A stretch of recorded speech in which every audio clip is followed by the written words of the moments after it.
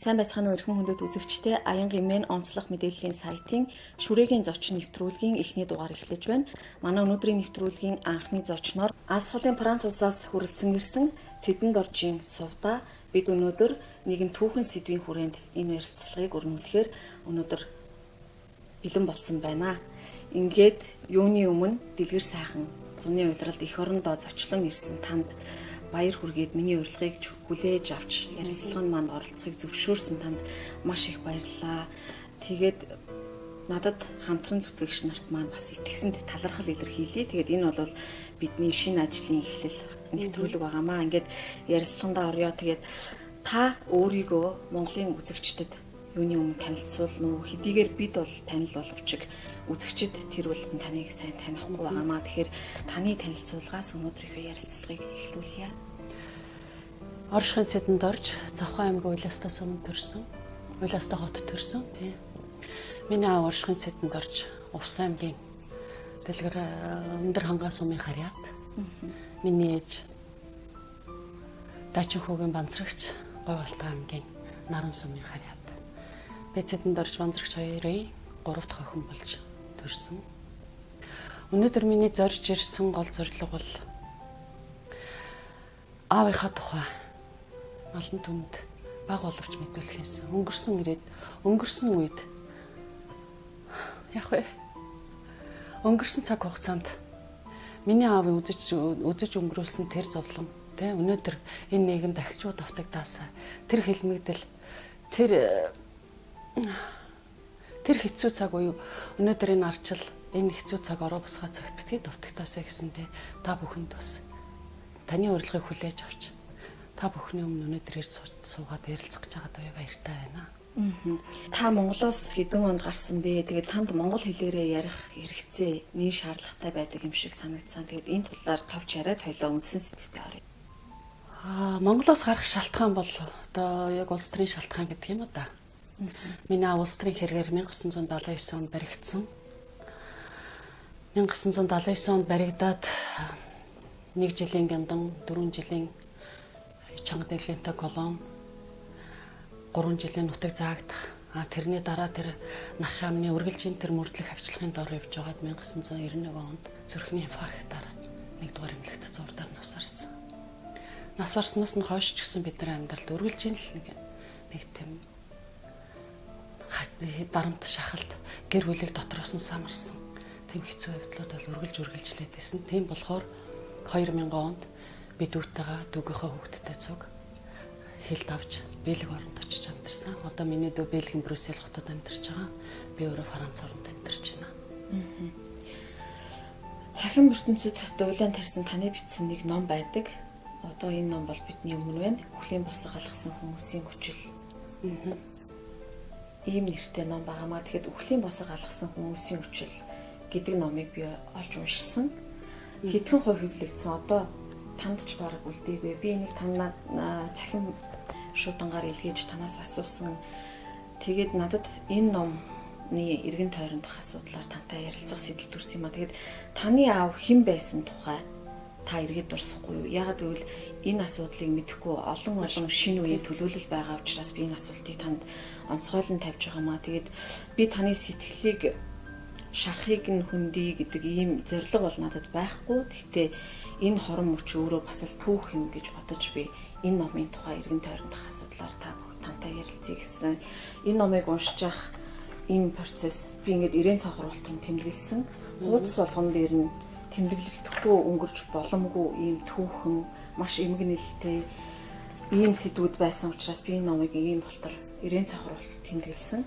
Тэгээд дараагийн хүмүүс уншихад энэ номон дээр юун дээр нь илүү их анхаарах ёстой энэ түүхэн үнэн байсан юм бэ гэдгийг бас тэмдэглэж үлдээсэ гэдэг үднээс юм хэлээ. Тэгээд таны аав хэн байсан юм бэ гэдэг сэдвээр хойлоо ярьсан. Юуны өмнө би энэ Үхлийн босго алхсан хүмүүсийн хүчил гэж байгаа биз тийм ээ. Энэ номын нэр. Энд бол ганцхан хүн Үхлийн босго алхаагүй. Нэг гэр бүл нэлээд хэдэн хүмүүс Үхлийн босго алхсан. Миний аавын анхны ном болохоор Оршихын цэдэнд орж Үхлийн босго алхсан. Минь гэж энэ ном. Энэ номыг 1992 онд миний аавын дотны анд Жэвэн бага хэвлэж гаргасан. Аав маань шорон гяндан энэ бүх юмнаас гарч ирснийхаа дараа өөрийнхөө дотны найзад өөрийнхөө шорон гянданд байсан тэр юмаа түүх болгож бичээд найзтай үлдээгээд тэг нас барсан юм байна. Миний аав оршихуйн цэдэнд орж Ленинградын хэвлэлийн сургууль төгсөж ирээд олон завхан архангай аймагуудад бол сонины дарга хийж авсан. Тэгээд 1967 онд манайх Улаанбаатар дэш аав өрн сонинд ажиллаж байсан. Яа шоронд орж баригдах хүртлээр бол өрн сонинд ажиллаж байсан. Сэтгүүлч мэрэгчлээ юм хүн. Баригдах шоронд орох шалтгаан бол миний аав үнэн танаа өрг хүчиг гэдэг 3 бот гар бичмэл бичсэн байгаа. Энэ бичмэл дээр бол тэр үеийн цэдэн балын нэг хүний дахин шүтгэх, нэг хүний дэглэмд ор, Монгол орн, бусдын орны хараат дор ямар байдалтай байдаг. Жишээ нь гэхэд чинь 20 хэдэн сая малтай Монгол орн хоньны маханд очирлж байгаад 10 настай хүүхдээ гიშгэж алж ирсэн. Хоньны махад биш л дээ тэр нь хоньны цувдаанд ч дээ хоньны толгой цувдаанд энэ хүнсний 20 дугаар дэлгүүрт. Тэгж яхад тэрийг харсан аав маань сэтгэл өвдөж. Ер нь бол бид нар ч ер нь ямар нийгэмд яаж амьдраад байгаа юм бэ? Тэр үеэс эхлэл аав маань маш их түүх судалж, маш их юм уншиж тэгээд тэр үндсэн дээрээ Монгол орны түүх, Монгол орны байгаа байдал 1921 оноос хойш өнөөдөр хүртэл энэ нэг замлын тухай өөрөд бичиж тэмдэглэсэн юмнууд байгаа. Яагаад юм болвоо гэдгийг л учрыг олгож хүмүүс таниулах гэж бичсэн байгаа юм. Би энэ номыг уншиж судалж байхдаа сэтгүүлчийн өдрийн тэмдэглэл гэдэг юм бол түүх юм байна гэдгийг маш сайн ойлгосон. Таны аав 3 дэвтэр өдрийн тэмдэглэл бичсэн байна. Харин энэ номон дээр нэг ойлгомжгүй надад уншиж эхэлж байх үед ойлгомжгүй байсан зүйл бол энэ 3 дэвтэр түүх ямар учраас хэний гарт очоод тухайн үеийн нийгмийг аюулаас хамгаалах яам гэж нэрлэгдэж байсан тэр яамд очих хүртэл ийм дуйлаанд игдээсэн болоо гэдэг уншиж эхэлж байх үед асуулт байсан. Тэгэхээр энэ номыг уншаагүй мянган залуучууд байгаа. Тэгэхээр энэ нэвтрүүлгийг үзээд энэ номыг олж уншихсан гэдэг хүсэл төрөх байх гэж бодож байна. Яагаад энэ 3 дэвтэр ном хэний гарт очоод ийм эмгэнэлт хувь тавиланд хөтлөх болсон юм бэ? Аамен зүгээр тэр номын тэмдэглэлийг бичээд тэндээ хав даръя гэж бодоогүй юм шиг байгаа. Гэхдээ аа маань хэдхэн 3 охиндоо энэ болгоныг хэлээгүй л дээ бид нарт. Тухайн үед бол хэлээгүй. Зүгээр бидний сонссон тэр одоо дам яриагаар бол хүмүүс бол ингэж ярьдаг юм байлээ л дээ. Оршихуйн цэдэнд орж байгаа өнө танаа өргөх хүчиг гэсэн номоо тэмдэглэлээ биччихээд өгөхөн олдохгүй болохоор нь Монголд хятадын элчин сайдын хашаад авуулаа шийдсэн гинлээ гэсэн яриа байдаг. Зүгээр миний ингээд эргэж бодоод шүүж тунгаагаад ингээд бодоход бол миний аав тэгж хашаад авуул шийдэх хүн биш л дээ. Ямар нэгэн хүнд дамжуулсан байх гэж би боддгийн. Би яагаад дамжуулсан байх гэж боддгийн гэхээр тэр үед тэр одооны Ленин музей байгаа энэ хавчин тэр жигээр хятад хороол байсан. Тэр хятад хороол дотор хятад сургууль дотор монгол хэлний багш гэд нэг хятад залуу ааваас ирж монгол бичиг монголын талаарх тийм түүх мөх сургуулж асуудаг байсан гэсэн би нэг тийм баг зэргийн ойлголт байдгийн. Би бодохдоо бол зөв миний бодол шүү. Аав маань тэр залууд өгсөн юм болов. За чи энийг тэр хаттай хэлж тавиачаад өгөөрэй. Яагаад гэвэл би энэ бичигтээ дандаа Оросын талаар бичсэн байгаа.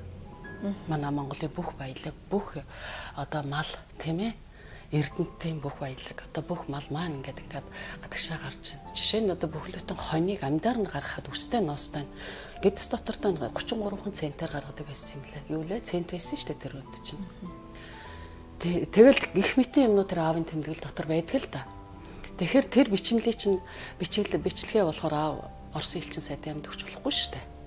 Тийм болохоор хятадд өгөрсөн л юм шиг байлээ. Тэр үед ерөөсөө л манайх чинь цөөхөн хэдэн элчин сайдын амтай байсан. Хэрвээ барууны оронд өгөх юм бол тэрнээсээ л хийсэн болох байсан байх л да. Тэгээ миний бодлоор тэр залууд өгөөд тэр залуу мэдээж өөрөө авчиж нийгмийг аюулаас хамгаалах юмд өгөхгүй шүү дээ. Миний бодлоор тэр залуу нийгмийг аюулаас хамгаалах юмны хашаад авуулаа шийдсэн баг. Хятадын элчин сайдын яамны хашаагч биш. Тий. Миний бодол. Тэгээд мэдээж өглөө ажилдаа цугласан ч юм уу шөнийн эргүүлэн ч юм уу тэр бичмэлийг олж аваад тэгэл өглөө өгсөн баг. Тэгээд тэр гар бичмэлийг олж авсныхаа дараа бол миний аавыг 2 жил хайсан юм билээ. хин гэдэг хүн юм бичиж өгөөд тэгэл бичгийн хэвээр нь хайгаал ингэж авсаар байгаа. Хамгийн сүүлд өнөө сонь дотроос өнөө сонд байсныг мэдсэж баривчилсан юм байлээ дээ. Гар бичмэлийн төгсгөлд таны аавын нэр байдгүй. Байлгүй яах вэ? Аавын маань мэрцэн 3 гар бичмэлийн 2 ботон надад байгаа. Нэг нь манай дүүд байх ёстой. Яагаад гэвэл нэг нь манай дүү авсан юм байна. Энэ гар бичмэл тухайн үед бол эзнийгээ улс төрийн хилмигдүүлэлт рүү түлхсэн ийм түүхэн тэмдэглэл. Гэхдээ энэ түүхэн тэмдэглэл Монголын ард түмний хувьд бид ямар түүхийг туулаад өнөөдрийн энэ ардчилсан шударга ёст хүний эрхийг дээдлсэн нийгэм рүү хүртэлсэн бэ гэдг нь өнгөрсөн цагийн түүх болж үлдсэн гэж би хувьдаа бол харж байгаа. Нийгмийг аюулаас хамгаалах яамны онцгой хэргийн мөрдөн байцаагчдтай ярилцсан хэсэгт таны аавын шүүмжлэгч гэж тодорхойлоод шүүмжлэгчийг шийтгэн гэсэн хуульгүй учраас гутаанд оромжилсан гэдэг рүү гуйлахаас өөр аргагүй байсан.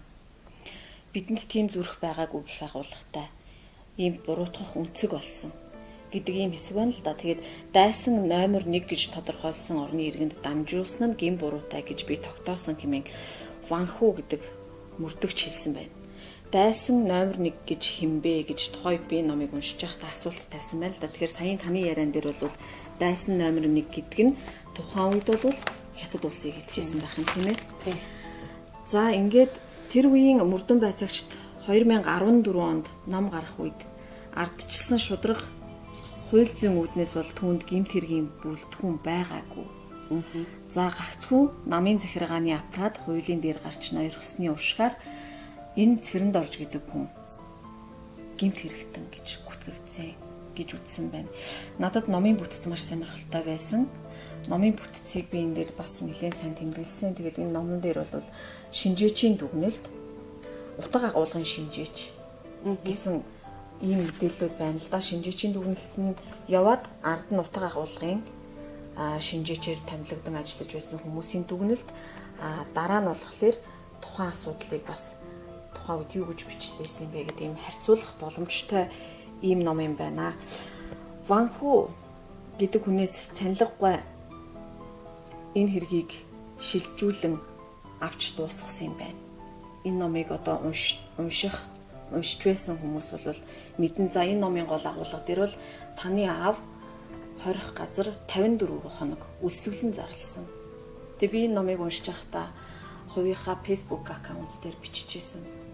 Хүрээ гэдэг хол юм аа, хүний амь бүх юм аа гэдэг хэсгийг би тэндээс олж тэмдэглэсэн. Тэгэхээр хүний амь гэдэг ямар бүх юм бэ гэдгийг таны аав өөрийнхөө амьдралаар, өөрийнхөө амь амьсгалаар нотлоод гаргажээ. Тэгээд би сүүлд таны тэмдэглэл рүү орсон хэсэг дээр энэ үед бол та аавыгаа шоронд байх хугацаанд нь бүхэл цаг үед эргээд явж исэн ийм амин хайртай охин наа гэсэн. Тэгээд үнэн танаа өргөх хүчил 1000 гаруй хуудастай 3 дэвтэрт 1976-аас 78 оны хооронд тэмдэглэл бичсэн гэсэн байна. Тэгээд энэ үеийг та эргээд дурсаач мэдээж та залуухан байсан. Таны аав хилмигдэх үед ер нь яг тэр үед танай гэр бүлд юу тохиолдсон бэ? Тийм 1976-аас 78 он гэж байгаа шүү дээ, тийм ээ. Тийм энэ хооронд бичигдсэн тийм бичигдсэн. Би 76 он 5 дугаар сургуулийн 10 жилийг төгссөн л да 5 дугаар 10 жилийг. Тэгэд 2 жил Улаанбаатар төмөр замын вагон депод Москва Улаанбаатарт үйлчлэгч хийжсэн. Тэгээд 1978 онд ангаа ухааны дээд сургуулийн эмчилгээний ангид орсон юм байна. Эмчилгээний ангид ороод 1-р курс төгсөөд 2-р курстэй 10 сард би хурмаа хийгээд тэрний дараа маань баригдсан л та 11 сарын 10-ны өглөө. Яг энэ үед л маань энэ юмнуудаа бичиж байсан. Яагаад бичиж байсан би сайн мэдтгэн гэхээр би дөнгөж шинэ оюутан би маш их оройс шүн суудаг байсан. Маань тэртлийн ширээн дээр би наадлын ширээн дээр л хоёлаа суугаал юм бичээд байдаг байсан. Би бол аавгаа юу бичиж байгааг мэдэхгүй. Би бол намаа анатом физиолог уншаал сууж байдаг байсан л та. Тэгээд гол асуулт юу байлаа? Гол асуулт нь тэр үед таны аавыг баривчлах үед танаа гэр бүлийн нөхцөл байдал яг ямар байдалтай үлдсэн юм бэ? Гэр бүлийн байдал бол тэр үед маш сайхан байсан. Бид нар элэг бүтэн маш сайхан байсан. Аав баригдаад явсан тэр өдрөөс хойш бидний амьдрал ерөөсөө нэг л юу ч гэмээр юмдэл нэг л харанхуй болоод ирсэн. Яг хөө би залуу жирэмсэн дөнгөж хурмаа хийсэн залуухан охин байсан. Яг аав минь баригдаад явлаа гихсэн тэр өдрөөс эхлээл миний одоо хормилж сарч болоогүй байсан ханы маань зүс царай тий хүн чанар бол танигдаж эхэлсэн л дээ. Гэхдээ яг ийм үед бол хүмүүсийн чанар, хүмүүсийн байдал их эрс өөрчлөл. Бид нар бол урд нь ер нь хүмүүс таньдагч байсан юм уу, биднийг таньдагч байсан юм уу, тийм л хэмжээнд очсон юм байна. Аа маань баригдаад явснаас хойш тэр чи 11 сард баригдсан. Тэгээд биднэрт 3 сарын 10-нд шүүх хурал болно гэх тэр хүртэл биднэрт ямар сурагч юм гараагүй. Хаана байгаа юм? Ер нь ямар байдалтай байгаа гэдэг нь ямар ч мэдээ байдаг. Тэр үед миний талигач эгч амьд байсан. Бас аав маань Ленинградад хэвлэлийн сургууль төгссөн. Хэвлэлийн сургуулийг бас миний эгч төгсөөд ирсэн. Улсын хэвлэлийн комбинатад яг гүн хэвлэлт ажиллаж байсан. Эгч маань л их гүйдэг байсан. Ямар ч сураг гаргадаг байсан. Нэг өдөр л эгчийн ажил дээр утастаад 3 сарын 10-нд шүүх хурал болно. Өөрсдөө өмгөөлөгч олоорой гэсэн юм хэлээ. Тэгээд бид нар өмгөөлөгч эгч битэр гүйж явж өмгөөлөгч олоод 3 сарын 10-нд дээч шүүхийн нэг давхрын тэр зааланд шүүх хурал болсон. Бид нарыг оруулаагүй. Өглөө 10 цагт эхэлсэн хурал өдөөс хойш 4 цаг үед тарсан баха. Тэгэл аваа гарч ирэл юу болсон яасан гэсэн ингээд 1 жилийн яндан 4 жилийн чанга дэглэмтэй колонд хоёрлагдлаа. Тэгэл бид нар сан цайгаа уулгаал. Тэгэл саралжин төмөртэй амжиж юм шиг тэгэл ачаал аваа явсан да. Таны аав улс төрийн хилс хэрэгт хилмигдээд 54 хоног шоронд өлсгөлөн зарласан. Ингэснийхээ хүчээр за бас тухайн үед таны аавтай адилхан хилмигдсэн хүмүүсээс байдаг юм байна. Ингээд таны аавыг тодорхой хугацааны дараа бол энэ бол гэмт хэрэг биш юм а гэд цагаадуулсан. Боловч тэр хүн амьсгалаа золин байж ийм үнэтэй цагаадсан бичгийг бол та бүхэнд үлдээж. Тэгээд 1979 оны 11 сарын 10-нд 54 наснда хилмигдсэн. 54 нас бол залуухан нас биш тийм ээ. Тий. Залуухан нас биш. Ийм наснда шоронд 54 хоног өлсгөлөн зарласан байна. Одоо 56 та өлсгөлөн зарласан та 2 жилийн дараа. Тэгээ өлсгөлөн зарласан учир шалтгаан бол ийм л дээ. 1 жилийн гяндан гэдэг бол үнэхээр хэцүү. Тэгээд яг тэр шүүх хурлын дараа тэгэл 1 жилийн гяндангийнхаа ялыг эдлэх. Гянданд бол тэгж өнө төрүүчийн тэр мөрдөн цуусан тэр сар хоногийг оруулдаг юм байна л да. Гяндан бол гяндан л байдаг юм байна. Тэгээд гянданд байх 3 сарын 10-наас эхлээ гянданд байх хугацаанд миний эгч 7 сарын 31-нд машины ослоноос орсон. Хэдхэн хоногийн дараа Германд сургуульд явах байсан. Хэвлэх үйлдвэрт ажиллаж байсан эгч маань гянднаас орсон л. Тэрийг дуулгах гээд би дараагийнхаа дунд эгчтэй цугуучид аавдаа дуулгахад бол маш хүнд байсан. Ягаад гэвэл бид нар шоронд очиод аавдаа тэрийг дуулгана гэдэг бол хүнд байсан. Тийм болохоор бид нарыг аавдаа нүрээр уулзуулаагүй. Ханы цаанаас ингээ микрофоноор уулзуулж ирсэн юм байна. Тэгээд бид нар ингээ эгч аа бодохтой болохоор 2 охин маань, 3 охин маань, 2 том охин маань хоошоо явах гээд ирлээ гэж бодсон юм байна. Ягаад гэвэл нэг одоо дунд эгч маань Ленинградын үйлдвэрчний соёлын дэд сургууль сурч ирсэн л да. Тэгээ 2 охин маань явахаас өмнө надад ирж байна гэд надтай цуг очлоо. 3 охин маань ирлээ гэж бодтол ингээд эгч маань асарлаа. Нэнэ маань өнгөрлөө гэд бид нар дуулахад тэр ханны цаана микрофоны цаана ингээд пүг гэл нэг дуу гарсан. Аа маань ухаалтаад унсан юм лээ. Тэгээд харин түүний дараа аавыг бол амиа хорлолцож магадгүй гэд хажууд нь хүн байлгаж. Уг нь бол ганцааг нь хоригдож юм байна л да. Тэгж хяналттай байлгасан гэж сүгэлд нь бид нар дууссан. Гяндангийнхаа 1 жилийн хугацааг дуусгаад Мантад чанга дэглэмтэй колонд ачигдаж очсон. Тэрийг бол биднэрт хэлээгүй. Би сүгэлд нь дуулаад 5 сар дараас нь очиж исэн л да. Тэгээ Мантын колонд очиход энэ гянданд байхад гяндангийнхан дараа байсан Шархуу гэж хүн бас Мант руу цол нэмээд очсон юм байлээ л дээ. Яг хөө тэр хүн аав маань тэнд байхад цаанаас өгсөн даалгавар гэдгийг байгаа биз. Маш их хавчиж. Тэр 1000 шахуу хоригдлын өмнө ганцаарнгийн өдөрж наран зогсоож. Бусад хүмүүс нь бол ингээд газар завлаа суудсан. Тэгэл аавыг өдөрж тэр наранд ингээд хөгшөөнгийг зогсоогол. Тэгэл загнаалын улс төрийн хэрэгтэн ерөөсөө тийм болтгүй л гэл. Их л хавч зовоож исэн юм бэлээ. Тийм болохоор аа маань тэр хүний энэ их буруу үйлдэлийг таслан зогсоохын тулд зориуд хэрэг үүсгэж тэр мантын чанга дэглэмтэй колоноос холдохын тулд зориуд хэрэг үүсгэж өлсгөлөн зарласан юм билээ. Тэр өлсгөлөнгөө аавыг тэр хамгийн сүүлд мөрдөж байсан мөрдөн байцаагч банхууга тэр 54 хоног өдөр болгонд баг тэр ганц удгийн шоронгийн эмнэлэгт очиж аав юм аа. Одоо байцаалт гэдэг юм уу? Одоо яг албаны хэлээр автомын ярилцаж аав юм аа тэр өлсгөлөнгөөс суллах тэр бүхнийг л бол хийж лээсэн юм байл л тий.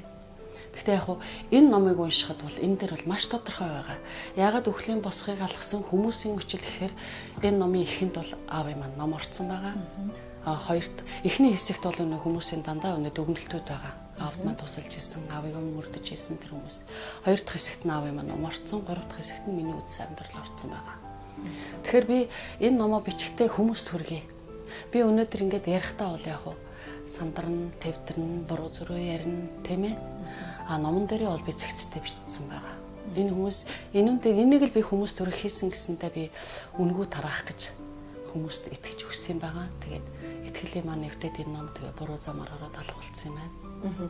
Миний таныг ярилцлаганд өрөх болсон шалтгаан би тантай цахим талбарт найзалдаг байсан. Тэгээд энд дандаа л нэг энэ номны тухай асуудлаас болоод маш туйлантай мэдээлэлүүд үе хийгддэг. Энэ тухай яриа гардаг. Тэгэхээр бидний нэвтрүүлэг учраас бид цахим талбарын тэр маргаан мэтгэлцээний тухай асуудлыг энд төдийлөн ярихыг хүсэхгүй байна. За тэгээд асар их зүйлийг уншиж мэдсэн хүн ямар зоригтой, яасан зоримог, яасан их төвчээртэй нуграшгүй бас юм бахархан үннийг бичиж үлдээж чаддаг юм бэ гэдэг ийм бодол надад төрсөн. Тэгээд энэ Гяндан шоронгийн түүхийн шүүхийн тогтоолгүй цөлөгдсөн 3 жил хүнд ял 1987 оны 6 сарын 23-нд дууссан гэдэг тэмдэглэл бол энэ ном дээр тодорхой байна л да. Тэгээд гар бичнүүд яагаад нийгмийг аюулаас хамгаалах яамныхны гарт орсон бэ гэдэг асуулт маш хачин байсан. Гэхдээ та тэр асуудлыг бол өөртөө байгаа мэдээллийн хувьд хариулсан. Энэ тухай бол таны аав гарч ирээд танд ямар нэгэн зүйлийг хэлсэн үү? Хэлээгүй. Маань ерөөсөө их ам чангатай болцсон. Хэдэн огтоо зовоогоод яхав те гэж боддог байсан юм байлгүй дээ. Тэгэд ер нь юм хэлдэггүй байсан бид нарт. Тэгэхдээ би нэгэнт энэ олон хүмүүсийн өмнө ярилцлаганд орж байгаагийн үед хэдийгээр нах ям гэдэг тэр хэцүү газар ч гэсэн тэр дотор ч олон сайхан хүмүүс ажилтдаг шүү гэдгийг бас хэлмээр байна. Миний аавыг мөрдөн байцааж байсан анхны цанилэг гэж хүн бий. Тэр хүн бол ерөөсөө тэр дээч хүүхэн тогтоол уншаал миний аавыг цанилгагүй аваад тэр машинтаа явхад замдаа зогсоолгоод жижигхэн ганцанд оруулаад хаавт минь хоол өгч ийсэн гэж байгаа. Өглөөнөөс хойш үздэг үстэй гэд. Тэгээд өнөө цанилгагүй аавд минь дэндүү их зөөлөн энэрэнгүй хандж исэн болохоор цанилгагүйг цэргийн тэтгэвэр гэдэг нэрээр залуу байхад тэтгэвэрт гаргаад онцгой хэргийн мөрдөн байцаагч манхүү гэдэг залууг тавьсан. Арай хүчтэй зөрөгтэй ширүүн дөрөн гэсэн байгаа үстэй. Тий. Гэтэл банхуугаа болохоор яг л миний аавд хүүшиг нь хандж исэн баг. Яагаад гэвэл миний аавын тэр юм дотор чи хэрэг байхгүй, гүтгэлэг байхгүй. Яг л байгаа амьдралыг байгаагаар нь бичээл тэмдэглэсэн л тэмдэглэл байсан. Тэгэхээр энэ хоёр хүн бол ялангуяа банхуугаа бол миний аавыг тэр 54 хоногийн өлсгөлөн зарлаад. Тэгээ банхуугаатай би сүүлд уулзаад ярьж хахад гисэн л да. Аав чинь ингээд өлсгөлөн зарлаад ер нь 40-од хонжоход өрөөнд нь ороход Ц.Сувдаа чи мэдхүү хоньны Ц.Сувдаа авчираад гэрт тавьчаад 2 хоног 1 хоноглоход одоо 2-оос 1 хоногт тийм ээ ямар үнээр гардаг гэлээ. Аав чинь амдаараа ингэж өмхөрчээсэн шүү дээ. Би очиод юм ярих гэр аав чинь нүдэн нухтсан, оруулан наалтцсан. Чихнийхэн сонсгол байхгүй болцсон. Ерөөсөө л тэл орон зур даавууд ивсэн юм шиг л харагддаг. Тэгээ яг намайг ороход би амт шүү гэд ингээд орныхоо даавыг гэж хөдлөгдөг. Тэгээд би ингээд ганц хоёр асуулт асуухтаа би чихэн дээр нь хашгирч асуудаг байсан. Аавыг чинь юм хариулахад би аман дээр нь чихээ тавьж сонсдог байсан. Тийм байдалтай байсан юм аа. Тэр байдлаасаа гарч чадсан би аавд ч тааварч бахархдаг юм. Яагаад гэвэл дэлхийн түүхэнд 2 хүн нэг нь 60-аад хоног Тэр чинь бол манай эртний өмнөх юм Гиппократ үеийн хүн байлээ л дээ. Тэгж өлсгөлөн зарлаа 60 хоног дээр нас орж исэн. Тэгтэл аав чинь 54 хоног хуурай өлсгөлөн зарлаад амьд гарсан. Түүхэнд байхгүй ховор хүн байгаа нь штэ гэж надад хэлж байсан. Тийм болохоор би аавынхаа энэ түүхийг төмөн олон төрөй хэлсэн. 54 хоног шоронгийн хүүтэн цементэн дээр өлсгөлөн зарлаад амьд гарсан би ааваараа бахархаж явдаг юм байгаа юм. Тэгээд аавыг минь ингээ шоронд байхад олон сайхан сэтгэлтэй хүмүүс надад тусалж ирсэн. Намайг аавыгаа эргэж тойроход надад шуудаа борцог хийж өгöd хоньны маха чанаад буузаа чигнэд өгчсэн олон сайхан сэтгэлтэй хүмүүс идэг. Тэр хүмүүсийг би өөрийнхөө номон дээр бас нэр устанд дурдж оруулсан байна. Яг хөө хорвоо дэлхий гэдэг чинь сайнтай муутай илчилж байдаг. Тэр үеийн хүмүүс улс төрийн хэрэг гэдгээс айдаг байсан ч гэсэн сайхан сэтгэлтэй хүмүүс бидэнд тусалж ирсэн. Тэр Нахаям гэдэгт чинь яг хөө хатуу хэцүү хүмүүс байлаа ч гэсэн тэр дотор ч юм бас алтны хажуудах гуйл шарна гэдэг сайн хүмүүс байсан юм а гэдэг бас юм талент хэлмээр байна. Тэмдээ тэр хүмүүсийн хүчинд миний аав өлсгөлөнгөөсөө гарсан. Энэ номон дээр өөрөө аав маань бичсэн. Тэр үед шоронгийн эмнэлгийн эмч байсан хүн миний аавыг маш сайн ятгаж өлсгөлөнгөөс нь зогсоохыг шаардаж тэгж аав маань өлсгөлөнгөө тавьж байсан юм байна.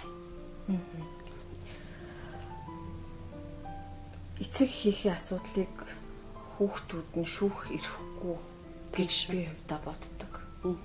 Тэгээд таны дурсамжинд тэмдэглэсэн хорол гарав гэдэг хүнийг та хүндэлдэггүй. Номын төгсгөлд бол энэ хүний номын агуулганд бол энэ хүний тухай байсан. Гэхдээ бидний нэвтрүүлгийг үзэж байгаа хүн болго энэ номыг уншааг учраас энэ ямар эмгэгтэй вэ гэж асууж магадгүй. Тэгээд би энэ хүний тухай танаас онцгойлон асууж байгаа юм. Зовлон дайрахад итгэл хазайвал жаргал үзэхгүй сэтгэл өрнө гэдэг бас үг байх юм аа. Тэгэхээр та энэ хүний тухай эргээд дурсаач. Энэ хүн таны амьдралд болон таны эцгийн хувьд хэр үнцэнтэй хүн байсан юм бэ? Миний аавтай гэр бүлийн найзууд энэ хорол гарав. Түүний нөхөр, түүний хүүхдүүд. Яагаад энэ хүн ингэж яагаад би энэ урд нь бол би мэддэггүй байсан. Яагаад би түрүүн хэлсэнтэй миний аавыг баригдаад явсан гэсэн өдрөөс миний нөхрийн чанар танигдаж эхэлсэн гэд. Тэгээ би төрөөд хэдхэн сартай охин маань өвдөөд 2-3 эмнэлэг твтэд сүүлдээ намайг эргэж ирэх хөнгө болж исэн л та. Тэгээд нэг өдөр эмнэлэгт хүүхдийн больницад тэр уушгины тасагт охин маань атгаа авчаад тэгэхэд нэг 4-5 сартай байсан да. Ээжигээ би шар хадны эмнэлэгт твтүүлчихэд яагаад гэвэл таны ээж аавыхт нь хоригдсноос болоод сэтгцэд нь өөрчлөлт орсон гэсэн үг. Аавыг баригдсны дараа эгч маань нас орсон. Миний 28 настай. Одоо миний аав энэ дээр бидээ Тэнгэрийн зүүчиг охин байсан гэт. Бид нар бол бүгдөө л оюутан байсан. Тэгэхэд миний эгч дөнгөж явах сургуулаа төгсөж ирэл жил гаруй ажиллаад ажил амьдралынхаа анхныхаа алхмыг хийж аваад. Тэгээд хэвлэлийн компаниатын хүмүүс тэрэлжин тэрэд хадлан тавьж аваад машин онголцсон. Тэр газар дээр олон хүн нас орсны нэгэнд миний эгч нас орсон. Ээж маань аавыг баригдаад явсны дараа амьд өвсөн амьд ороод ирдэг юм а гэдгээр маш их сэтгэлийн хаттай байсан. Тэ. Би аавыгаа 3 сард дэч хүүхээр дэч хүүхэн тогтоол гараад тийшээ гантан руу ачигдаад явхад би сарын дараа төрсөн л дөө. Тэгэхэд миний ээж намайг миний охиныг хараад намайг 14 хүн хоноод би хичээлд ороод ингэж явж ирсэн. Гэтэл 3 сарын дараа эгч маань нас ороход миний ээж өндөөс их чадхааргүй болсон. Маш их сэтгэлийн том стресст орсон. Өөрөө өөрөөс амьд явах ямар сонирхолгүй болсон. Би яг аангайхан дэд сурж байгаа болохоор ганц хоёр багшаагаа таньдаг. Ганц хоёр эмнэлэг твтүүлнэ. Мэдрэлийн тасаг твтүүлнэ. Нэмэр байхгүй. Аргаараа шар хадны ядаргааны тасаг твтүүлсэн. Нэг өдөр эмчин дуудаад намайг ээжигээ ирж аваа. Ээж чамаа хорлох гэдэг гэсэн. Ээж маань тийм амар сэтгэлийн хямралд орсон юм байна. Тэгээд би ээжигээ асрах хэцүү, хүүхдээ асрах хэцүү. Ийм байдалтай байсан харин ээж маань ах гэж тэр үедээ богддын музейн эрхлэгч байсан чамч гэж хүн. Ээж нь би хажууд авъя. Миний хөдөөгөө тэр аавынхаа ахтад өгөө. Өөрөө хүүхдээ тэрвэр тэр хадам дээр очоо. Одоо ингээд ямар ч гэсэн өвлөг нэг хэдүүлээ ингээд нэг үнтэй даваатахыг дараа нь тэгээд хавар хэдүүлээ уулзъя. Ингээд танаа гэрбүүл тал таашаа тарцгаасан. Нэг эгч маань Ленинградаас сурч ирсэн. Тэгээ яг хавар бид нар нэгдсэн л дээ. Тэгээ хавар нэгдээд Нэгтэл бид нар ерөөсөө л нэг бол болчихлоо хөхгүй байсан л да. Тэгээд ээж маань айгүй л их дарамттай байсан. Энийг ярихад бол надад үнээр хэцүү байна. Өөр асуулт байлаа да. Би таны дурсамжин дотроос онцолж хорл гарав гэдэг хүний тухай асуусан. Тэгээд таны амьдралын хамгийн хүнд хэцүү цаг үед хар илгийн нэг юм ихтэй бол та нарыг урагшин. Тэгээ асуултаа маш тий. Ээж маань ийм байдалтай байсан болохоор хинч надад тусалдаг байсан. Тэгээ охин маань өвдсөн. Тэгээ би эмнэлэгт байж л нэг өдөр яг нь палат руу оруулдгүй байсан шүү дээ тэр үед. Тэгээ нэг цагаан халаад нөмөрсөн. Сувдаа гэж байна уу гэд ороод ирсэн л да миний халаа. Би байна гэсэн чинь. Өө ясаа автагаа адилхан охин бэ гэд. Тэгээ би охиноо тэрээ хойлоо коридорт гараад яриад л суусан. Бид нар ингээд аав чинь залуу цагийн найзууд. Манай гэр одоо энэ гандангийн хажууд байдаг юм аа. Хүмүүс ингээ хүрээд ирэж гэртээрэд хүрээд ирвэл би чамтай нэг тухтай ярмаар байна гэд. За тийгээд тэг өнө хүүхдээ аваад гарч болдгүй юм л да тэмтэйсэн. Тэг хүүхдээ өмтүүлж орхиод би тэднийх рүү гүгээд гарсан. Тэг очсон сайхан хоолцоо хийсэн. Нөхөртөөгөө хүүхдүүдтэйгээ байсан. Тэг хамгийн гол нь тэр хүн надад туслах гэж байгаа нөхөр нь хүүхэд нь тэр ганц удагт ажилладаг байсан. Тийм болохоор тэр хэд надад туслах гэж зориг боломжтой гэж тооцож над дээр зорж ирсэн. Тэд нар нь ч маш их тусалсан надад. Яагаад гэвэл ээж маань тэр баг хүний гарт орсон тийм үед аавгаа яаж эргэж тойрондоо гэсэн ганц судал минь байсан. 3 сардаа нэг удаа эргэдэг л дээ. Тэр үед би нэг аавдаа нэг халуун цай чанаад очих байсан. Ядахтаа нэг ууттай борцог хийгээд очих байсан гэд. Би борцгоо хаанаа яах вэ? Гурлаа хаанаас болох вэ? Мөнгө яаж болох вэ? Тэ? Би ч оюутан байвал ясаа оюутныхаа стипендийг авна гэсэн оюутан жилийн чөлөө авцсан. Тэг юм байдалтай байсан. Тэгтэл тэр хүн ингээд бүрөөсөө тэнгэрээс буугаад ирж байгаа юм шиг надад ирж тусалж байсан. Ганданд байх хугацааны 3 эргэлтийг тэр эмэгтэй бүгдийг даасан. Бүх эргэлтийг. Тэр үеийн дээд гурил гэдэг чинь одоо нэг цав цагаан шууданд байдаг байлаа ш. Тэрийг ингээ угаагаад 4 буланд ингээ чулуу үйгээд ингээ өр өвчих болгоод 4 борцог хийгээд надад өрүүлээ явуулдаг гэсэн. Нэг утанд нэг цүнхэндээ би хоны мах чанцсан, нэг талдаа халуун савтаа цайгаа бариад. Тэгэл би дарийнхын автобусан суугаад тэрнээс цааш ганц цодог руу алхаал аав дээр очдөг байсан. Энэ бүх юмыг л энэ хүн бэлдэж өгсөн. Тэндээс эхлээд аав маань натаа уулзахдаа за Бямба гэж эмэгтэй байгаа. Нөхөр нь тэнд ажилладаг юм байгаа. Одоо манай Ариун тэр үе чинь наримтлын орон гэж байсан л та. Тийм хүн байгаа. Тэр хүнтэй очиж уулз тэр хоёр л чамд ажилдаа болгож өгч чадах байх. Тэгээ би тэр хүмүүс ирээд хорл гарав ихчэд хэлсэнтэй тийм хүн гэр бүл байдаг юм байна гэсэн чинь тийм бид нар таны штэ али их чинь хүүхдэнд харж али миний хөө очиод уулзаад байх гэдэг. Би бас тэгэл хорл гарав их чинь маань ингээл хүүхдээ минь хараад би тэл эмнэлгээс гарч хөөгөл наримтлын оройнд орчил тэр хүмүүстэй уулзаад. Тэгээд намайг тэр 3 дугаар хороолол дөнгөн шинээр нээгдэжсэн та сувлийн яашил гэдэг. Тэнд намайг ариутгалын сувилагчаар оруулаад би хүүхдээ тэнд байгаа. Тэгээд цалинтай хүүхдээ харуулах ийм юмыг ингээд аав юм тойрсон сайхан сэтгэлтэй хүмүүс надад тусалж намайг ажилтаа болгож амьдралтаа залгуулж ирсэн. Ингээд та ажилд ороод таны амьдрал арай нэг эдийн засгийн хувьд болон сэтгэл зүйн хувьд тойрон хүрээлэх хүмүүстэй болоод авсан байна тийм. Тэгсэн. Тэгээ би энэ дээр нэг нэмж хэлэх юм. Аав минь ганданд байх хугацаанд хүзүүн сандалт хаандаа гэж дэлхийн түүхийн тухай бас 3 бот зохиол бичсэн.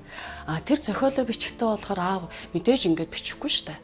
Тэр зохиолынхаа үзэл санааг агуулад 4 мөртөр 64 бадаг шүлэг бичээд тэр бадаг шүлгүүдээ надад өөрийнх нь одоо өөрийн хянажсэн хуйг Цогтбаатар гэж залуугаар нууцаар над явуулдаг байсан л да. Тэр цохоо үед Цогтбаатар танд тэрхүү шүлгүүдийг дамжуулдаг байсан гэдг нь баригдсан бол дахиад нөгөө нийгмийг аюулаас хамгаалах яам гэдэг байгууллагатай шийтгэл хүлээх ийм үйлдэл хийсэн байна тийм ээ. Гэхдээ баригдахгүй тул битээ анх би ингээд гэртээ байж хахад нэг хүн гал сип гэл ороод ирсэн л да. Ягаад гэвэл би Дэнжи мянгад одоо аавынхаа барьсныг байшинд бид нар ч орон гэргүй бүгд л тадлаад тийш явцсан л да. Би тэгээд хэдийгээр намайг эр нөхөр дээр эргэж очоо гэд би очсон ч гэсэн тэнд үнэхээр хэцүү байсан. Тийм болохоор би буцаад тэр аав маань 100-д гардаг нэг тийм байшин барьсан байсан. Тэндээ би охиноо тэрээд очсон байсан л да. Тэгээ аавыгаа нэг эргэхдээ би тэнд ирсэн байгаа. Тэр хүнтэй би таарахгүй нэ аав маань болохгүй. Тэгээд зааж өгсөн байгааз би охинтойгоо гэртээ суужсэн л хаалга сэпхэл нохоо уцаал ирсэн л да. Тэгэл ороод ирсэн тэр залуу орж ирэл үүдэн чимээгүй зогсоол ирсэн л да. Тэгээд надад ингэ бичээд үзүүлсэн. Би тэндээс ирсэн. Энийг авч өгсөн гэд. Огт дуу гараагүй. Огт дуу гараагүй. Цаасан дээр бичгээд танд үзүүлсэн. Үзүүлээд яг юмыг яаж мэдвэ та манай тэр гэрээс авыг баривчлаа явсан юм чинь.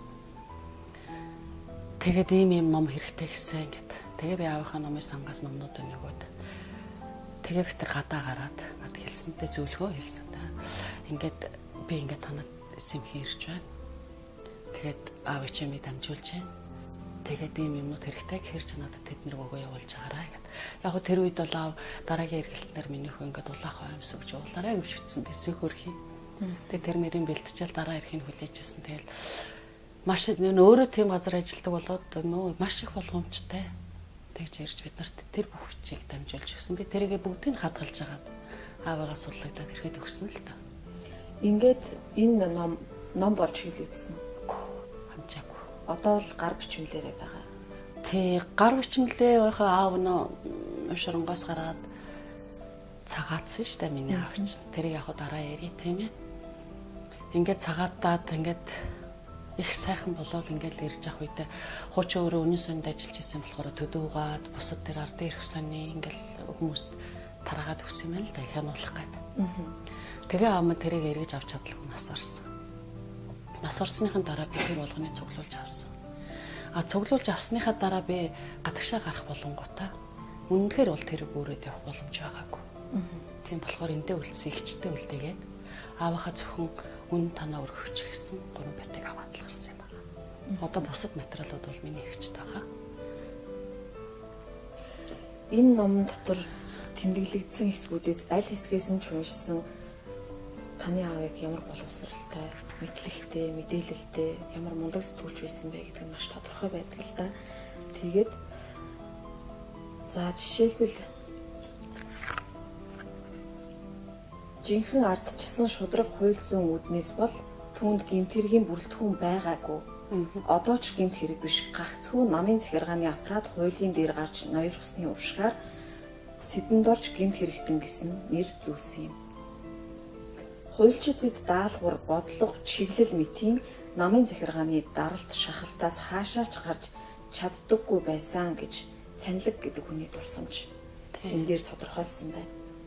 За цанилэг байгаас энэ хэргийг авч мөрдөн байцааж дуусгасан дараа нь ял илээж байхдаа 54 хоногийн өлсгөлөн зарлаж байх үед нь та бас түүний мөрдөн байцаагчаар томилогдчихжээ. Банхуу гэж банхуугаас асуусан байна. Тэгээд банхуугаа хэлэхдээ бид нь эвгүй өнөр орж дуун гарахаа болсон тохиолдолд би хацар уруул дээр нь хашууга тавьж чихэнд нь хашгиран байцааж аман дээр нь мөн чихээ тавьж үгийг нь сонсдог байв шүү дээ. Тухайн хүнд нөхцөлд би үнэн зоригтой дүгнэлт хийж энэ хүнийг аварсандаа эдүүгээ өөртөө баярлаж яддаг юм. Энэ бол энэ түүхэнд тэмдэглэгдэж үлдсэн хэсэг. Тэгэхээр үзэгчид, сонсогчид маань энэ ном хаана байдаг ном юм бэ гэж асууж магадгүй. Би таныг Монголд ирэх сургаар энэ номыг хайсан. Гэхдээ энэ ном төдийлөн худалдаанд бол байхгүй. Тэгэхээр та эргээд энэ номын тухай надад яагаад та энэ номыг хэвлэх болсон юм? Дээрэс нь энэ номыг хаана хэвлсэн? Хаагур яаж түгээгдсэн бэ гэдгийг та үзэгчд маань хэлж өгөхгүй юу? Конрад Аденерийн сан гэдэг байгууллагаас хэвлсэн юм байна гэж энэ дээр олж авсныхаа дараа би бол харсан. Тэгэхээр бидний нэвтрүүлэг хийж байгаа зорилго бол түүх бол түүхээрээ үлдэх ёстой маа. Тэгэхээр энэ номыг аль болох олон хүн олж уншаасаа гэж би хүсэж байгаа учраас танаас энэ асуултыг дахин асууад байгаа юм. Би 2013-аас 14 оны хооронд өөрийнхөө Пэглван гэсэн Facebook хуудсандаа өөрийнхөө тухай биччихсэн л да. Өөрийнхөө үзсэн, зовлон, өндрөл юу туулсан. Яг л аваас минь хойш авыг нь байх үед надад ямар дарамт шахалт иржсэн тэр л бүгдээгээ би ингээд страта бичсэн л да. Ингэж биччихад 2014 онд би Монголдо ирсэн. Монголдо ирээд би цэргийн сурвалжлагч Баатар гэж хуран дата танилцсан. Баатаргаа бол надтай уулзаад за би чиний бичмлийг би ном болгож хэвлүүлье. Чин ингээд бүгдийн бэлэн болгоо гэд. Тэгээ охин маань шивээд тэгээ яг бид нар тэр хэвлэлийн газар ингээд ерөнхийд нэмэгдэхэд тэгээд Баатаргойд үлдээгээд явсан л да охин Баатаргой хоёрт.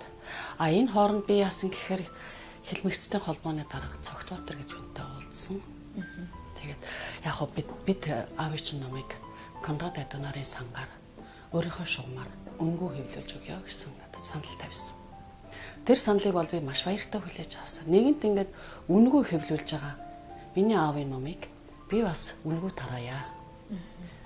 Та тэгэхээр энэ номын хэвлэлтээс гарахаар та аваад Улаанбаатар хотын бүх их дээд сургуулиудад, бүх номын сангуудад, Монгол улсын бүх аймаг хотуудад, хотын номын сангуудад, номын худалдаанд биш.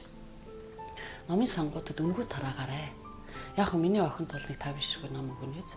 Баатаргой редакторлсан юм чи бас нэг 50-аад ном аавныз.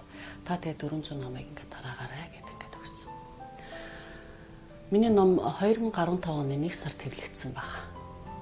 2015 оны 1 сарыг би 15 оныг дуустал бид Цогтбаатар байгаас би ямар ч шаардлага тавиагүй. Хаяа уцаар ярихдаа миний ном тараагдж байгаа юу гэсэн тараагдсан барыг дуусч байгаа л гэсэн. 2016 он гарлаа хагас жил өнгөрлөө ном тараагдсан уу гэсэн. Тараагдаад дууссан л гэсэн.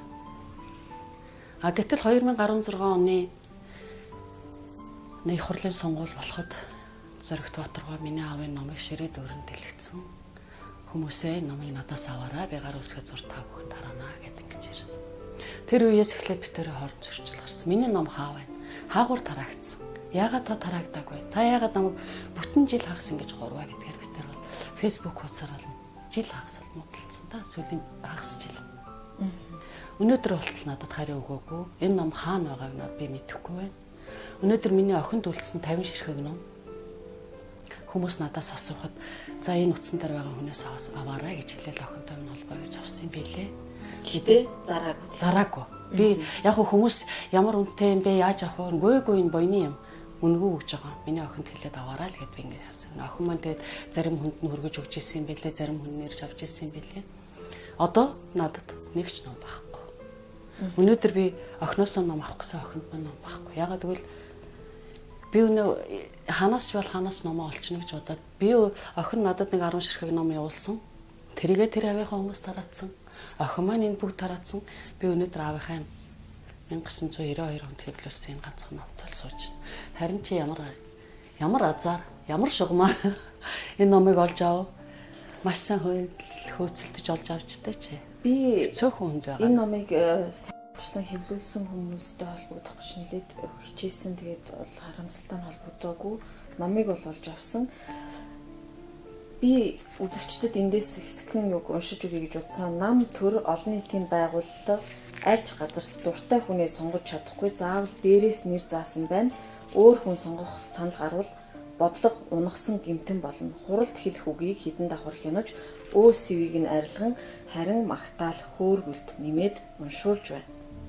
Зарчимд шүүмжлэл нэрээр далайлгаж тэр зарчим гэдэг нь дээд хүнээ дээд байгууллага муулж болохгүй гэсэн үг. Нөгөө эрхчлөө гэдэг хаана байна вэ? Энэ бол таны аавын бичсэн хэсэг. Тий, одоо үн таны өчгөн гэдэг. 12-оос 13 онд Монгол 60 гаруй сургууль, 1914 онд орос хэл бичиг сургах сургууль байгуулагдсан. Мөн түүх шастрын хүрээлэн байгуулагдаж, шин тол сэтгүүл нийслэл хүрээний сонин бичиг гаргаж, сэтгүүлээ хөх Монголын хөх туг, Уйгур улсын хураангуй түүхэн ном нийтлэж амжжээ. Мөн зарилгаар тогтоосон Монгол улсын шаштар гэдэг улсын түүхийн 11 бот номыг зохиосон. Гэтэл социалист Монголын үед түүхийн үннийг төрүүлж мэдэх 3 боттой болсон нь Богд хаант төрийн үеэс хавьгүй ихэмтэй болсон гэх аргагүй санагдана. Таны аав энэ мэтээр тухайн цаг үеэ шүүмжилсэн байна. Шүүмжлэхдээ дандаа баримттай хүмүүсийн он цаг болон хүмүүсийн ярьсан яриаг маш тэмдэглэл сайтай бичиж үлдээсэн байна. Тэгээд ийм номыг би олон түүх гэдэг утгаар нь танаас асуугаад энэ номыг дахиад хэвлүүлэх боломжтой юу? Өнөөдөр Монгол улсад улс төрийн Монгол улс түүхэндээ ерөнхийлөгчөө сонгуулаа зохион байгуулахад хэдхэн хоног үлдсэн байна. Тэгээд өнгөрсөн цаг хугацааг та ямар он жилүүд гэж дүгнэдэг вэ? Яг өнгөрсөн л гэж хэлдэг. Гэхдээ өнгөрсөн миний амьдралд бол маш их баруун тул бүлдээсэн. Тий. А гэхдээ гэгээтэй гэрэлтэй сайхан юм байсан. Тэгэхээр өнгөрснийг би өнөөдөр ярьж байгаагийн хувьд бол би голчиж аваагаа л ярмаар байна. Тийм. Миний аав зоригтой, золбоотой эр хүн байсан. Нийгмийнхаа тэр хэцүү, нэг хүний дарангуйлал, нэг улсын тэр одоо баг колоничлал гэмээр хараат байдал 70 жилийн тэр түүхэнд Монгол улс яаж доошоо орвоо. Уг нь бол Монгол орн гэдэг чинь үн их түүхтэй, гайхалтай орн шүү дээ. Гэтэл энэ 70 жилийн хугацаанд Монгол орн бичиг үсгээ мартаж, үг түүхээ мартаж, сүм хийдэ бүгдийг устгуулж, бичиг үсгээ устгуулсан. Өнөөдөр л гэхэд би 10 жилдээ монгол бичгээ сураагүй.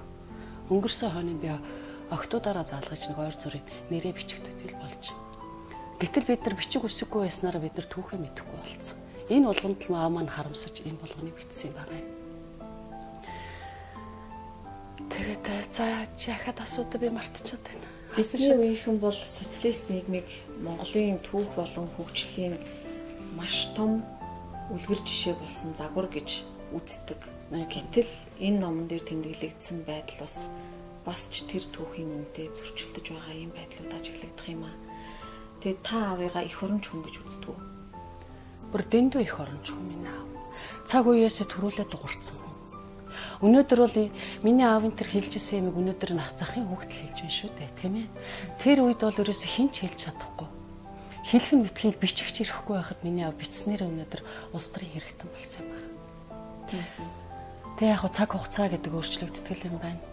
Миний аав яг ямар ч гэсэн улаан удсны шагдар гэдэг хүн миний аавын тухай эзнээ ялсан 3 бот гэж сонны нүүр дүүрэн тэр аавын тухай бичсэний тэрийг үндэслэж бол аав юм цагаатгсан юм байгаа юм. Хэрвээ тийм болохоор би аавдаа их хайртай.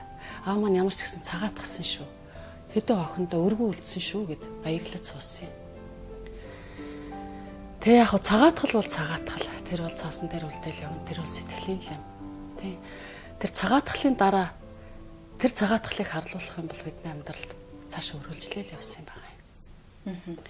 Энэ номон дээр тэмдэглэгдснээр хилмигдүүлэлт гэдэг юм нэг үеэр дуустдаггүй юм байна гэдэг ойлголт надад төрсөн. Юу вэ гэхээр таны аавын 54 хоногийн өлсгөлөн таны аавын амь настаа дүүцсэн тэр хилмигдүүлэлт яваад өнгөрөхөд дараачийн үе нь болох танд энэ үе бас иржээ гэж ажиглагдсан. Тэгэхээр таны дурсамжинд байсан юу гэхээр та түрүүн цогтоотор гэдэг хүний тухай цохос дуртаад өнгөрсөн. Та энэ ярилцлагаас өмнө нэг удаа бас энэ тухайн асуудлаар телевизийн ярилцлаганд орж ирсэн юм байна гэж би ойлгосон тийм ээ. Тэгэхээр тэр нэвтрүүлэг дээр та цогтоотор гэдэг хүнийг надтай ямар нэгэн байдлаар эргээд холбогдооч гэж зарласан байна. Түүнээс хойш маш олон жил өнгөрсөн байна. Энэ хооронд та дахиад цогтоотор гэдэг хүнийг олж уулзсан уу? Тэр хүн одоо хаана явна вэ? Одоо бол тэтгэвртэй гарцсан байлээ. Би тэр 2014 онд ирэхдээ бүр үнэхээр хайгаад болоог. Баатаргаа надад олж өгсөн. За тэр хавьдал байх шиг байна. Миний хүү тэр баян зүрхт үргэж байгаа шүү дээ. Одоо хурж наримтлын оронч тэр байхаа тийм ээ. Тэнд л ажиллаж исэн гэж сураг онч тийш очиод асуудаг. Тэгээ би тэнд очиод асуусан тэтгэвртэй гарцсан гэдэг. Тэгээ надад утасны номерыг өгсөн, холбогдсон, уулзсан. Надад аавын минь тухай хөрхөн дурсамж өчөж өгсөн номон дээр байгаа. Тэгээд яг тэр үеэс ч хойш 1980 оноос ч хойш 82 оноос ч хойш хэрч бид нар ч бараг 30 жил болсон байх шүү дээ, тийм ээ. Их өөрчлөгдсөн байлээ, их олон юм мартсан байлээ. Тэ. Ямар ч гэсэн бид нар одоо ч болтол холбоотой сайхан яваа. Түрүүн бол би тэр 98 онд 9 сарын 10-нд хэлмэгцтэй өдрөөр нэг телевизэд ярилцлага болоход би тэнд шагдар цогтооторгой болох хайж байна. Надтай холбоо барьяач гэж хэлсэн юм байна. Тэрийг бол сонсоогүй гэдэгч байсан. Тэгвэл сүүлд нь би хүмүүсээс сонссон. Ц.Сувдаа гэдэг охин нь чамайг тэгээд сураглаж байлаа шүү гэж хэлж л байсан. Тэгээ би одоо чамайг хаанаас болохоо мэдэхгүй юм. Чангаахын дэ төгсөн л гэдгийг мэднэ. Хаана байгааг нь мэдэхгүй тэгээ би орхисон юм аа л гэж хэлсэн. Гэтэ бид нар сайхан уулзсан. Та өөрийгөө бас хэлмэгцэн хүн гэж боддгоо. За миний аавын хажууд бол миний тэр бол юу ч биш л дээ. Тэ. Тэгтэл харьцангуй миний амьдралд бол нэлээд их хэцүү болж ирсэн. Би сайхан ажилтаа байсан, сайхан ажилласаа халагдсан. Намайг сурчих хугацаанд намайг сургуулиас өөх гэж олон янзын операц зохиож ирсэн. Нэг хоног, нэг үдш би хоригдож байсан торны цаана. Янз бүрийн хүмүүсийн мэдээлэлээр намайг янз бүрээр дуудаж нах ям дээр өдөржин зогсоодог байсан. Тэгэхэд би 2 удаа очиж бүтэн өдөржин тэр нах ямныг коридор зогсож ирсэн л да. Тэр зогсож ясны шалтгааныг бол би тэр үед ойлгохгүй. За автаа минь уулзуулах гал байгаа юм байна л да. Аа минь ирэх гэж байгаа юм байлгүй. Ядахтаа би тэрийг барааг нь харуулах гэж байгаа юм болов. Аа маань сулагдах гэж байгаа юм болов гэсэн бодлоор л тэнд орж гарсан хүний бүлтэйдэл хараад ирсэн үг хэлсэн биш.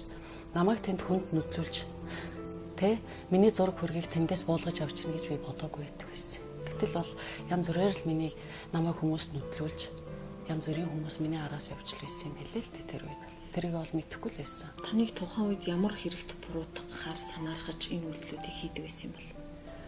Хэрэгт буруутгах гэхээр чи надаас хэрэг гарахгүй шүү дээ. Би чи оюутан хүүхэд юм чинь. Яг залуухан өндөр гайгүй охин байсан болохоор янз бүрийн аргаар эмэгтэй хүнийг яаж буруутгадаг тэр байдал бол оруулах гэдэг байсан л. Зүгээр байж байгаа хүнтэй холбох нь янз бүрийн нэр зүйн. Надтай уулзсан хүнийг янз бүрээр цааш нь дарамтлана. Тиймэрхүү юмнууд бол гарч ирсэн байлээ. Тэр үедээ бол би мэддэггүй л байсан. Хамгийн аимшигтай юм нь бол миний гадаа тоглож байсан охин 3 настай охиныг бол хулгайлаад аваа явсан байсан. Энэ ямар үйл явдал болсон юм бэ? Тээж чинь би ангаахын дээд сурч байхад тэр хаврын шалгалт өгсөн байсан л та. Би хичээлээ тараа шууд номын санд суугаад орой 9 цаг гэл гэрлүүгээ гүйдгийн цүнхөө өрөөд номоо сугадаад тэгээд гэрлүү манайх эндээ 40 мянган байранд байсан л да. Цэркэн хойтлын. Тэгээд гэртээ ирсэн чи аяаж маань байрны 2 авгаагаар сугдуулсан тэн дээрээс ухаантай ухаангүй яг л өнөө нэг урдныхаа байдалд орсон явж байна. Үгүй юу болов яваа ээж минь гэсэн. Охин чи энэ цэркэн хойно тоглож исэн би цонхоор хараад байжсэн юм цаалга болчлоо охин чи. Ээж маань тэгжлээ гэдэг юм байна л да. Цэцэрлэгээс ирэхээр за энэ тоглож ээж эмээ ингээ хоол хийж явахдаа чамайг харж ийл гэдэг юм байна л да. Тэгэл анх харсан ч байхгүй болсон. Хайгаа дуудаад байсан алга болчлоо. 3 цаг хайлаа гэдэгжсэн. Тэгэл би чин тэр хаваарлуур хайгаал гүүгээл хашгираал ингээл яваал байсан. Тэгжэл манай хажуу талын айл охин Ц.Сувдаа хичээ таныг уцаар ирээ гэж. Тэг өгөөд ирсэн уцаар Сүхбаатарын оройн сэргийлэхээс ярьж байна. Хүүхдээ ч оллоо хүрээд ирэх гэж байгаа. Тэг өгөөд очисон охин маань тэнд халтаас юм сууж байна. Яасан бэ гэсэн чинь намайг тоглож исэн нэг ах ирээд машинтаас суулгаад надад өжим өгөө зөндөө явсан. Та минь нэнийг харсан та машин урд алхаал исэн гэж байгаа байхгүй юу? Тэг сүүлд нь юм их сонин л да. Тэрнээс хойш 20 жилийн дараа энэ 20 хэдэн жилийн дараа би тэр үйл явдлыг сонсоход энэ хүүхэн бие үнэлдэг юм аа. Баян бие үнэлдэг юм аа. Тэр Улаанбаатар үүдэн дээр л зогсож идэг гэсэн юм байна л да. Яг тэр үнэхээр тийм юм бол ингээ хүүхдээ хайж явдаг, ээж нь ингээл хүүхдээ хардаг, энэ ингээ шороо ухаа сууж идэг хүүхэд нь л хийж нэг тийм янз бүрийн мэдээлэл өнө мэдээлэгч нар өгдөг юм байна л да. Тэгээ яг цаанаас нь даалгавар өгсөн байгааз хүүхдээ бариад ээж нь болоод ирлэгсэн юм билгүй дээ. Тэгээ охины минь суулгаал тэрүүгээр ингээл Улаанбаатарын тэрүүгээр хайгаал яваал гэсэн.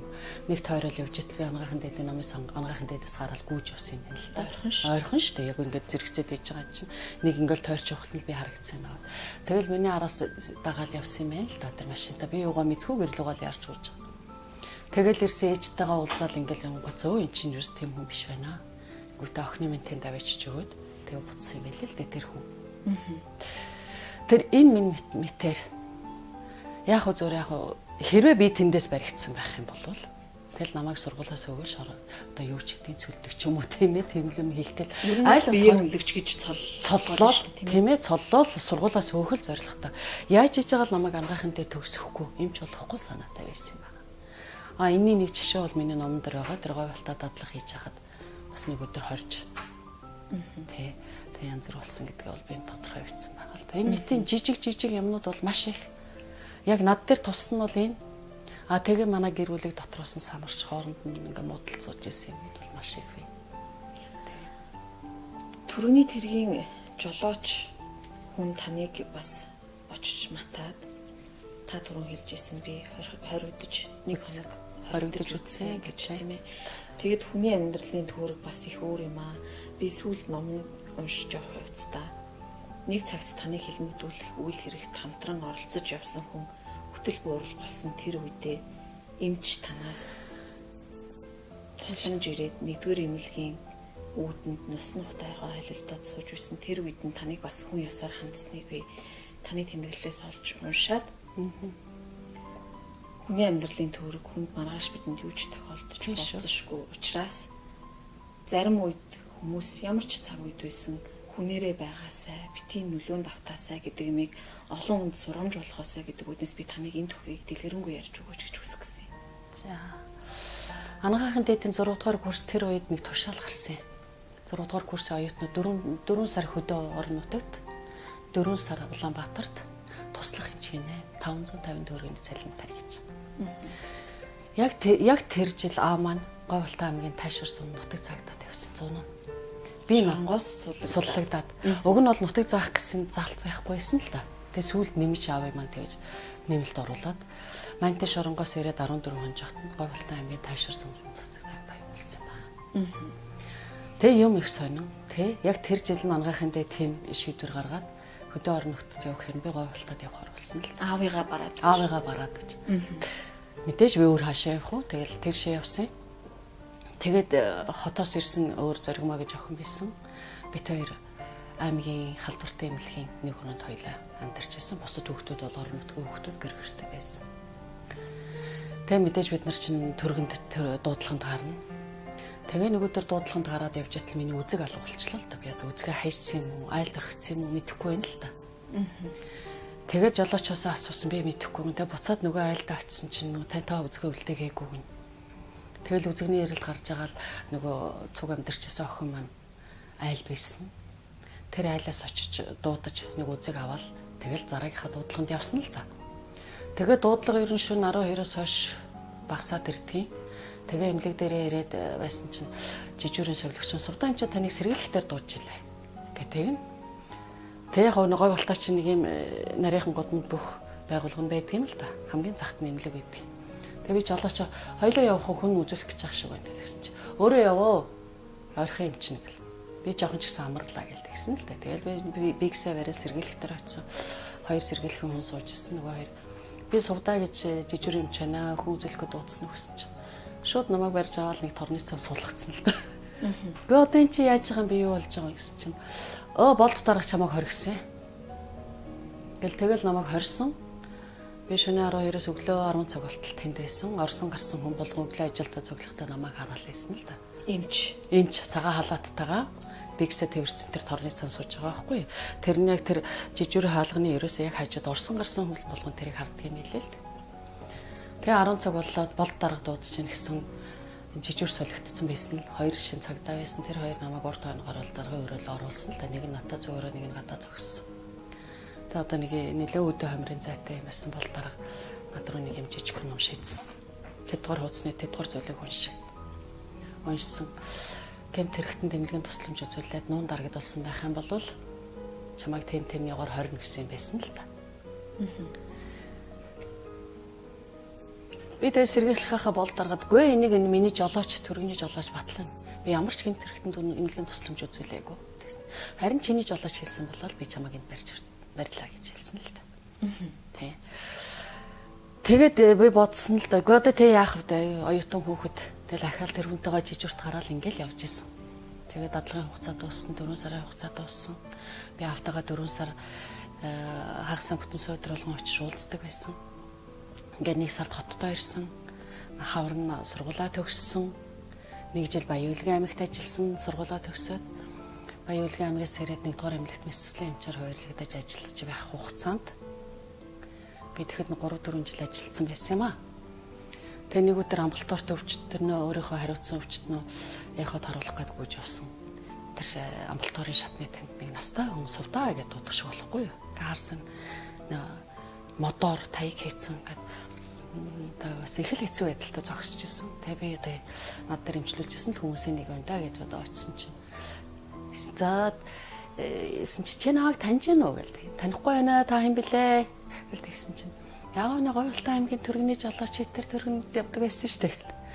Миний дотор зарс хэл явсан л да. Жохо хэцүү л байсан. Өө эн чинь намайг тэгсэн хүн шүү дээ гэж. Яг гоо тэрнээс өмнө бол надад олон юм дуулцсан л да тэр хүний яасан юм. Тэгсэн ч гэсэн би тэр тэм хүнд би туслах ёстой юм чинь. Тэгээ хөдөлж авчир сандалтаар суулгачаа за би өөрийнхөө хүнийг нэг хот харуулчаад сүлэгтэйгээ явуулчих. Тэгээ би таныг аваад очиё гэд. Тэгээ яг манай тасгийн эмч нэмхэн эмчд үзүүлэх гэж тэр үед гавьяат эмчээс нэмхэн эмчд үзүүлэх гэж ирсэн байлээ л дээ гоёлтаа амгас ганцаараа өгнөх олон сайхан хөвгтөл хүн байсан юм билээ. Тэгээ би нэмхэн эмчтэр хөтөлж авчиж үзүүлж өгсөн байгаа. Тэгээд үзүүлэл ороо нэмхэн эмчтэй уулзуулаад өрөөнд нь оруулаад гарахын үед хөрхөм намайг үнсээд баярлалаа гэж хэлээл үлдсэн юм байна. Та тэр хүнд туслахгүй байж чадахгүй болох байсан. Тийм. Миний бодлоор болох байсан баг. Гэхдээ энэ туслая гэдэг сэтгэл таны эмч хүний ёс зүй юу эсвэл таны эцэг эхийн танд сургасан хүмүүжил. Одоо хүмүүжил хэмээр юм уу та? Тийм ээ. Ерөөсөө л хүн чинь эмч болохоор их өөр болдгийг. Ер нь эмчийн мэргэжил их гоё штэ. Заавал нэг тийм цаана нэг тийм уян зүйл юм байдгийг. Ямар ч ядарсан хүнд ямар ч хүн туслах ёстой.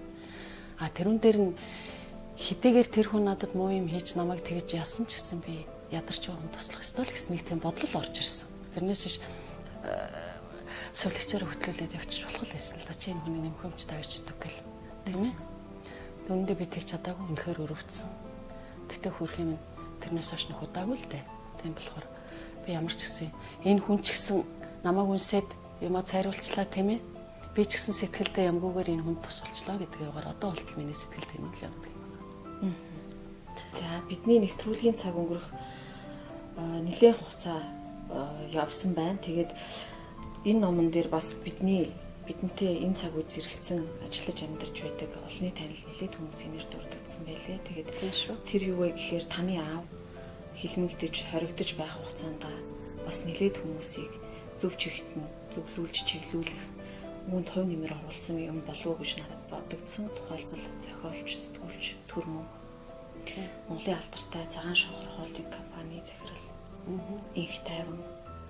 За дээрээс нь таны хүргэн ах байсан Монголын хөрөг зургийн мастер Орхон гэдэг хүмүүнийг тухайн цаг үеийн нийгэм бол таны аавын эсрэг ашиглахыг оролдож байсан юм байна. Харин азар энэ хүн хадам аавынхаа эсрэг тийм ноцтой үйлдэлүүдийг хийгээгүй өнгөрчээ гэдэг ийм мэдээлэлүүд бас энэ номонд агуулгдсан байлээ. Тэгэхээр та энэ талаар юу хэлэх вэ? Мэдээж мантин шорон гэдэг чанга дэглэмтэй колон гэдэг чинь тэнд бол дандаа л өнө эрсцэдэг хэрэгтэй, хүн амны хэрэгтэй, давтан булгаач гэдэг юм дандаа л тийм хэцүү хүмүүс байдаг юм байна л да. Тэгээ яг тэр дотор чинь яг санаандгүй залуу цагийн аг омгоор алдсан хүмүүс байсан л юм байна. Тэгвэл аав нь өдрийн тэр хүнд ажилд зүтгэж ирчээд орой тэгэл зүгээр суучдгүй тэнд байгаа залуучуудын тарих толгой жоохон ч гэсэн сэргээ хийсэнтэй орой болгоно ямар нэгэн түүх Монголын түүх энэ тентхээ өөрийнхөө уншсан түүх шаструудаас их ярьдаг байсан юм. Тэрэнд нь хамгийн ихэвчлэн аав та маань ойр дотн байсан төрүүчнээр дутсан инх тайван төрмөнх хоёр байсан юм билээ л дээ. Тэгээд төрмөнх бид нар бол баг үеийн л хүмүүс л дээ надаас хэдаах юм. Тэг юм их сонин төрмөнхийг тэнд байхад тэдний их нэртэй бид нар танилцаж. Хэрвээ төрмөнхийн ихнэр тийшээ явахаар бол бид нар юмд айдаг тийм ээ аавда. Бид нарыг явахад төрмөнхийн ихнэр өхөртөө юмд айдаг. Ийм байдлаар бол бид нарт биеиндээ тусвалж явсан. Яг хуу тэгээд дараа нь гараад бид нар бол хаяа төрмөнхтэй бол уулзаж танилцж байсан. Цагаан шонгорын инх тайван гэдэг хүн бол аавын тэр ярьжсэн түүх энтрээс маш их мэдээлэл аваад тэнд байх хугацаанд Монгол бичиг аваар залгасан юм байна. Тэгээд тэрнээс хойш маш сайн хүмүүжээд хугацаанаас өмнө гараад хугацаанаас өмнө гарангуудаа их сургуулийн түүхээ ангид орж түүхч болсон түүхтэй юм байлээ л дээ. Тэгээ намайг хинтээ аймагт ажиллаж байхад бол зориуд ирж надтай уулзч ирсэн өвгний охин гэж. Тэгэхэд би аавынхаа номнуудаас авцсан хинтээ аймгийн номын дэлгүүрт ирсэн байхад эндээс нэг 100 ширхэг аваад миний аавыг л дурсгал юм байвал би бүгдд нь тарааж явдаг гэсэн. Тэгээ би инх тайвныг тэр над дээр зорж ирэхэд нь бол аавынхаа номноос өгч ирсэн юм байна. Тэг. Ахиж бол бид нар уулзалтаагүй. Тэр өөр хиний тухай асуулаа. Орхон ахын тухайд бол орхон ах миний аавд муу юм хийгээгүй. Тэр үед бол манай хөргөн байсан. Яг хөргөнийг бол ашиглахыг бодсон юм байлээ. Аавын эсрэг. Гэхдээ хийх юмаа хийчихэд аавд маань эргүүлээд хэлсэн. Намайг ингэсэн шүү аваа би ингэсэн.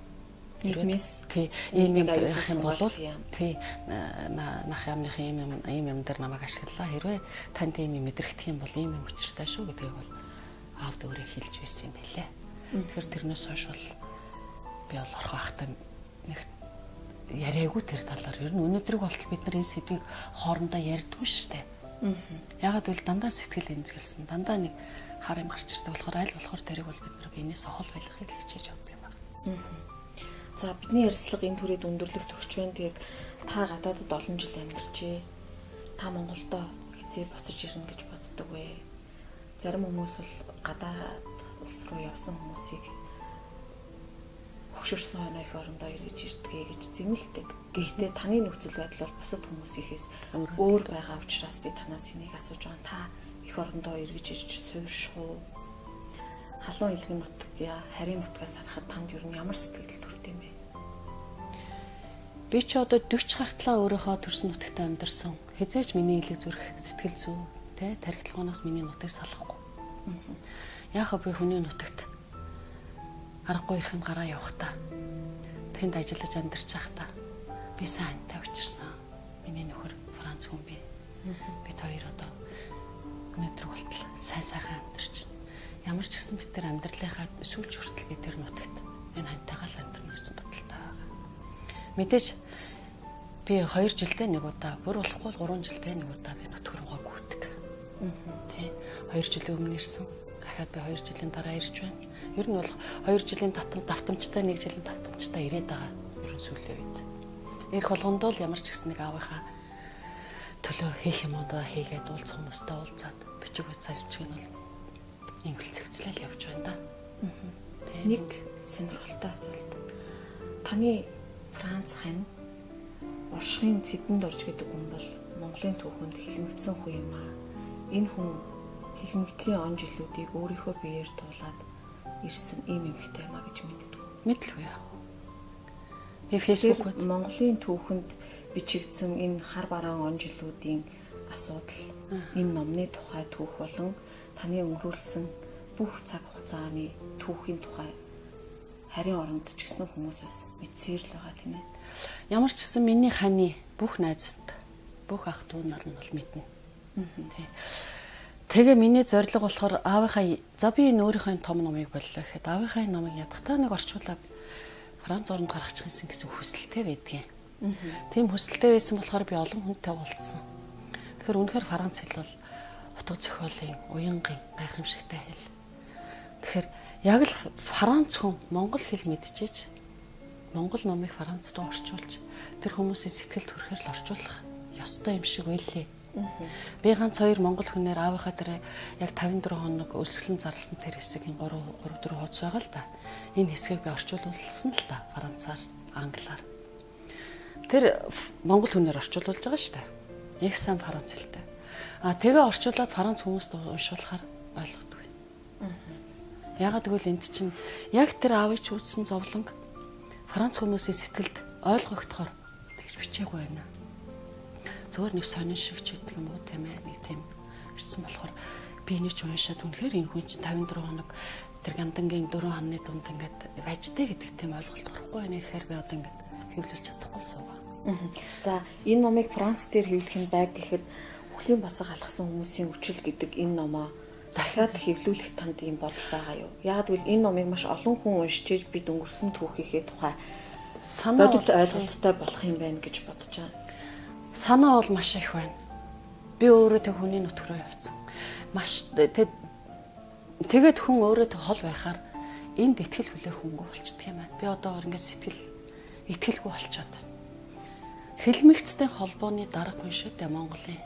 Тэр хүнд итгээд 400 гаруй номоо үлдээгээд явхад тэр хүнийг ч дараагаагүй.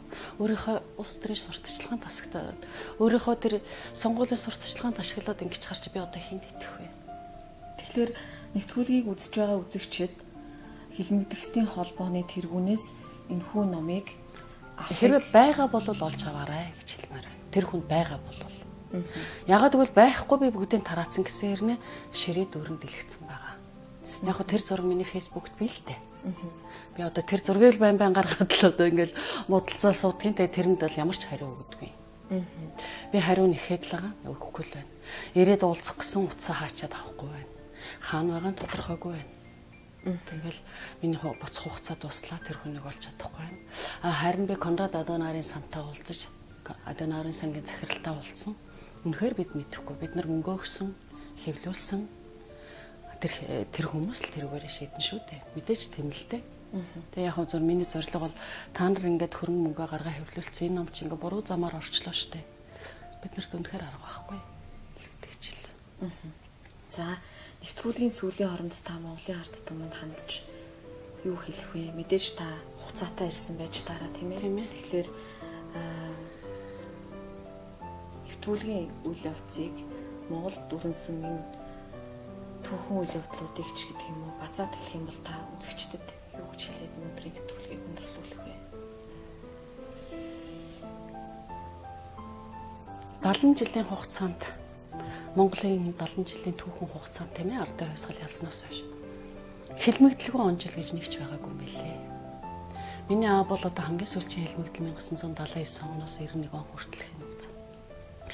Энэ айхтар хэлмэгдэл 1937 оноос хойш өнөөдрийн хүртэл 91 он хүртэлх энэ хугацаанд гарсан тэр хэлмэгдэл өнөөдөр бидний арчилсан нэг юм дэрэж битгий давтагтаасаа.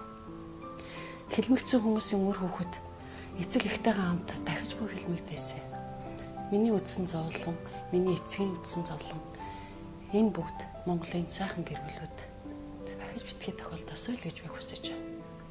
Миний аав арчил гэдгийн төлөө амь насаа золж явсан. Энэ арчлалыг арчлал шиг болгож ард түмний жаргаагаасаа гэж би хүсэж байна. Тэгэхээр энэ ерөнхийлөгчийн сонгуул болох гэж байна. Би энд бол саналаа өгнө. Саналаа өгчөөд би явна иргэнийхээ хувьд. Би миний зорж ирсэн шалтгаан бол би зориуд 6 сард иргэдэн. Би их нутагтаа саналаа өгнө. Би ерөнхийлөгчөө сонгоно гэж ирсэн. Тийм болохоор би ерөнхийлөгчөө сонгочвол би явна да. Таны хүсэж байгаа тэр ардчлал Монголд байгаа юу? Яг хөө би сошиал медиагаар авдаг янз бүрийн сонинууд интернетээр уншдаг. Яг миний хүссэн, миний аавын зорж зүтгэжсэн тэр ардчлал өнөдр байхгүй л. Эрхэм хүндэт үзэгчтэй Аянга эмээн онцлог мэдээллийн сайтын ШҮРЭЭГИЙН зочин нэвтрүүлгийн түрээд өндөрлөж байна. Бидний өнөөдрийн нэвтрүүлгийг ивент итгэж MBB Pulse